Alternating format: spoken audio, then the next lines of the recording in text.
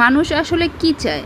বিবাহিতরা তালাক চায়, অবিবাহিতরা বিয়ে চায়, ছোটরা বড় হতে চায়, বড়রা ছোট হতে চায়, চাকুরিজীবী কাজের চাপ থেকে মুক্তি হতে চায়, বেকার চাকরি পেতে চায়, গরিব চায় টাকা, বড়লোক চায় শান্তি, জনপ্রিয় লুকায়, সাধারণ মানুষ জনপ্রিয় হতে চায়।